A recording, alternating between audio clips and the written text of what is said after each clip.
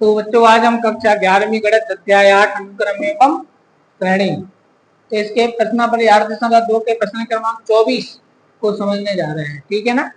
कल हम लोगों ने 23वें प्रश्न तक प्रॉब्लम सॉल्व कर ली थी। आज 24 में क्या लिखा हुआ है, इसमें लिखा हुआ है दिखाइए कि एक गुणोत्तर श्रेणी के प्रथम n पदों के योग तथा n+1 में पदों से 2n में पदों के योगफल का अनुपात 1/r⁴n होगा। तो देखो कैसे करना है सॉल्व।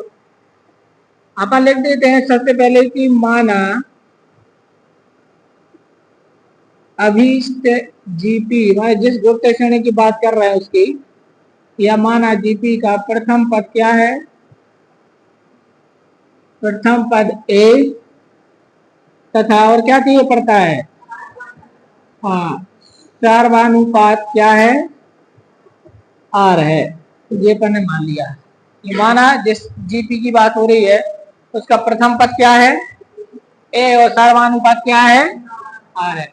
तो पहले हम इसके n पदों को एक फल निकाल देते हैं। ठीक है ना। तो पहले लिखते हैं कि माना S1 बराबर S1 हमने क्या माना, ध्यान देना। S1 मैंने माना है a plus AR plus AR square plus plus plus AR⁴n-1। n पदों तक का एक फल हमने S1 मान लिया। क्लियर हो गया भाई। कहां तक का एक फल है भाई, ये कौन सा पद है, n पद है, और ये कौन सा पद है, तो पहले पद से लेकर के n पदों तक का योगफल प्लस लगाना, तो वो अपन ने क्या मान लिया। तो प्रॉब्लम तो नहीं इसमें। अब मैं इसको निकाल देता हूं तो हो जाएगा a⁴n-1/r-1। यही होता है इसका फार्मूला। इसके लिए इक्वेशन फर्स्ट। क्या ये बात सबको समझ में आ गई, आगे सबको समझ में, आगे बढ़े आओ। अब अपन निकालते हैं, अब हम मान लेते हैं S2। ध्यान देना बच्चों, कितनी सरल विधि से बता रहा हूं। माना S2 बराबर, अब S2 मैंने मान लिया किसको, आगे देखो n+1 में पद से, n+1 में पद क्या होगा, जो n पद तक हो गया, n+1 में पद का मान क्या होगा, AR⁴n plus AR⁴n+1 plus dot dot dot dot plus AR⁴2n-1। बताओ कौन से पद हैं, ध्यान से देखो। ये n+1 पद है, n+1 में पद का सूत्र क्या होगा, AR⁴n। एक कम होता ना। अब क्या बैठे हो ऐसी गुमसुम से, होगा नहीं होगा, पूरे दोस्ती से बोलो होगा नहीं होगा। ये समझ आ रही ना बात भाई। आप लोग जब खामोश रहोगे तो शंका होती है ना, या तो आप बोलोगे नहीं तो फिर मैं पढ़ाने में एनर्जी कैसे डालूंगा, पता नहीं चलता है कि आपको समझ आ रहा है कि आप बस बैठे हो। तो ये है हमारा, देखो ये है पहला पद, दूसरा पद, तीसरे पद में 3n की घात, n में पद में n की घात, n+1 में पद में कितने की घात आएगी, n की। तो n+1 में पद है, और ये कौन सा पद है, 2n-1 की घात है ना। इसमें n-1 की घात है, n पद है, उसमें 2n-1 की घात है, तो कौन सा पद है। अब मैं इसका एक फल निकाल रहा हूं, तो इसके एक फल के लिए वाला सूत्र लगा देता हूं। बात समझ आ रही, समझ आ रही। तो ये वाला सूत्र लगाएंगे तो क्या होगा, ए की जगह पे लिखेंगे AR⁴n। भाई इसमें पहला पद क्या है, ए, लेकिन इसका पहला पद क्या है, तो यहाँ पर क्या आएगा AR⁴n, और अंदर यही रहेगा R⁴n-1/r-1। क्यों, सामान्य पद तो वही है, प्रथम पद बस बदला है और कुछ तो बदला नहीं है। समझदार बच्चों को तो आंसर ही मिल गया होगा, आंसर आ गया है। इसके दे दो इक्वेशन, अब इनका अनुपात निकालो तो आंसर आ गया। अब यहाँ पर लिखेंगे इसलिए S1/S2 बराबर, या S1 अनुपात S2 कर दे, अनुपात बोला ना उसने, एक अनुपात, S1 अनुपात S2 बराबर। तो S1 की वैल्यू क्या है, a ब्रैकेट में R⁴n-1 अनुपात, इसकी वैल्यू क्या है, AR⁴n-1। ये अनुपात मतलब बटे, इसको बच्चों कर दो तो किस में आ जाएगा, ये गुणा में आएगा नहीं आएगा, इक्वल टू आएगा a R to the power N minus one upon गुणित R minus one upon A R to the power N upon R to the power N minus one. ये और ये कट गया, ये और ये कट गया, और ए से ये कट गया, तो ऊपर बचा एक, नीचे बचा r to the power n. It's proof.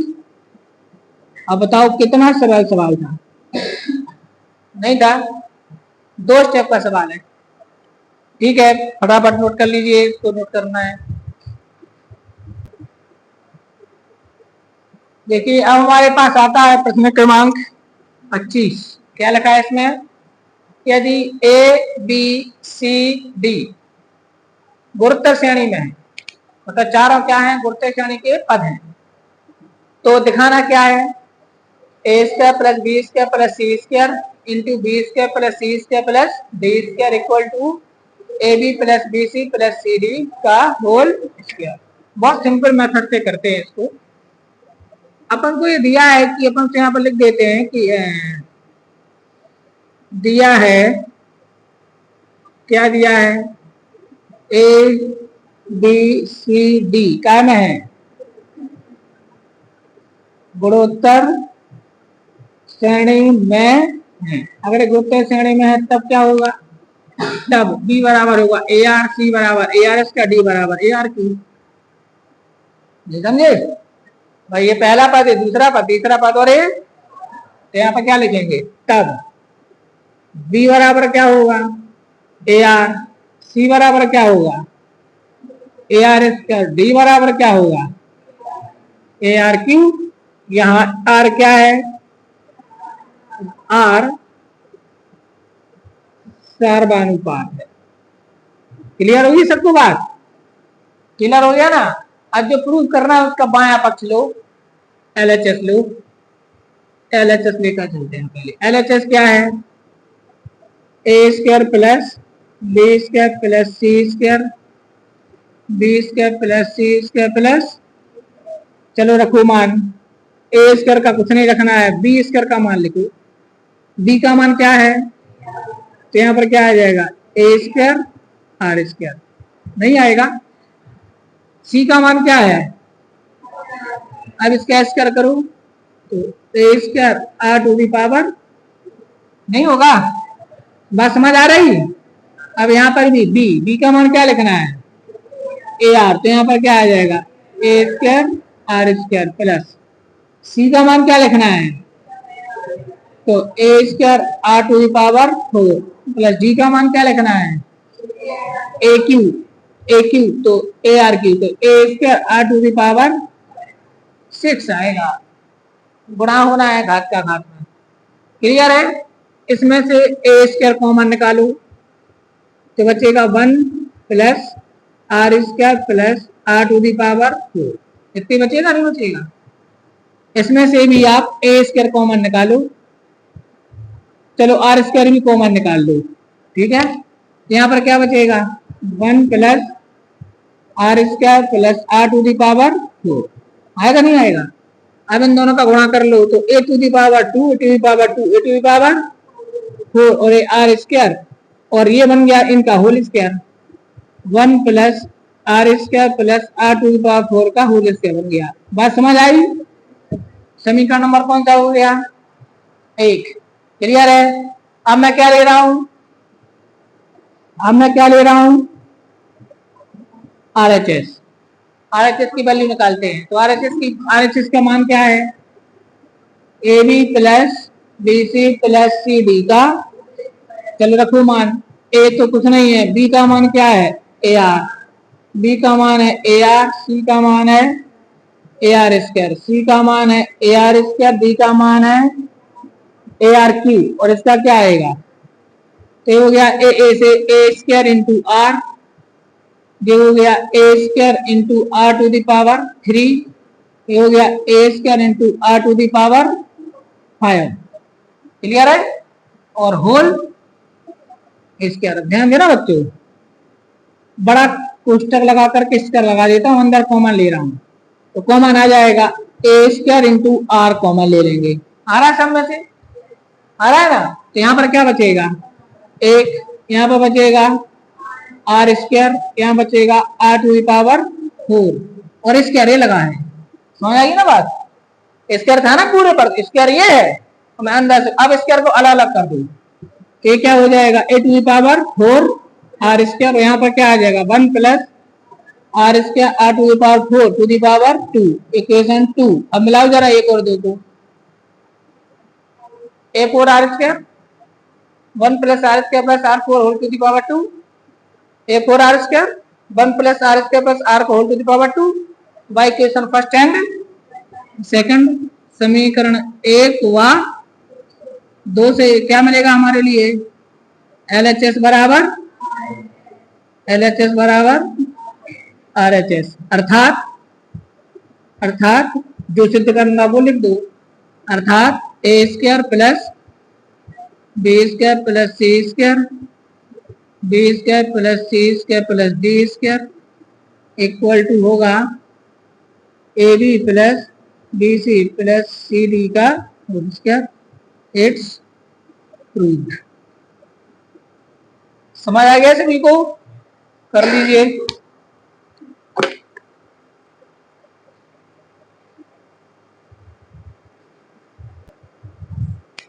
क्या लिखा है क्वेश्चन आपको? दो संख्याओं का योगफल उनके गुणोत्तर माध्य ज्योमेट्रिकल मीन का कितना गुना है? 6 गुना उनका योगफल। तो मैं दिखाना है कि वे संख्याएं क्या है, इस अनुपात में है। ठीक है ना? अब मेरा प्रश्न सुनो। मैं मान लेता हूं कि वे संख्या इस अनुपात में है। अब हम दिखाएंगे कि इनका योगफल गुणोत्तर माध्य का बात समझ में आ गई कि नहीं आई? भाई उसने कहा है कि दो संख्या के योगफल के गुणोत्तर माध्य का 6 गुना है, तो वह इस अनुपात में है। हम उल्टा मानते हैं कि एक काम करते हैं, तुम्हारी बात सही है, वो संख्या इस अनुपात में है। अब हम इनका योगफल इनके गुणोत्तर माध्य का कितना दिखाएंगे? बात समझ में आ गई सभी को? हाँ, तो ऐसे करेंगे तो सवाल चुटकियों में आ जाएगा, और वैसे करेंगे तो मालूम क्या होगा? माना वे संख्या ए और बी है, तो ए और बी का समांतर माध्य होगा ए धन बी बटे 2 और गुणोत्तर माध्य होगा अंडर रूट ए बी। अब हमें दोनों को तुलना करनी पड़ेगी, जो उसका 6 गुना। फिर हमारे लिए क्या करना पड़ेगा? समीकरण बना के मान निकालना पड़ेगा, तो वो बहुत लेंदी नहीं हो जाएगा। अब देखो इसको ट्रिकी से कैसे करेंगे, सरलता से सोल्व। अपन मान लेते हैं कि माना ए अनुपात बी बराबर 3 धन 2 करणी 2 अनुपात 3 ऋण 2 करणी 2। अपन को दो संख्या का अनुपात ही है। बात समझ आ गई कि नहीं आई? अब इसलिए ए माना इसका अनुपात, माना ए अनुपात बी बराबर ए है, तब ए का मान कितना होगा? ए बराबर होगा 3 धन 2 करणी 2 के, ऐसे होता ना, के या एक्स कुछ भी लगा देते कि नहीं लगा देते हैं अनुपात में। जैसे ए अनुपात बी बराबर 2 अनुपात 3, ए बराबर 2x बी बराबर 3x, ऐसे होता। और बी बराबर क्या आ जाएगा? 3 - 2 अंडर रूट 2 के। यहाँ के क्या है?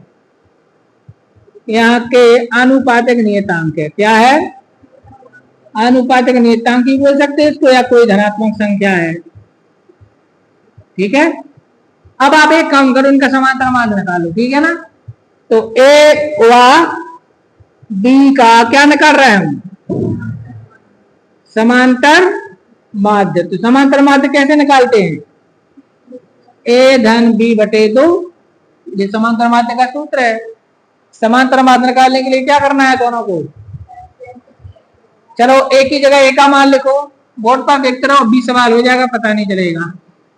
3 धन 2 करणी 2 के धन 3 ऋण 2 करणी 2 के बटे में क्या आएगा?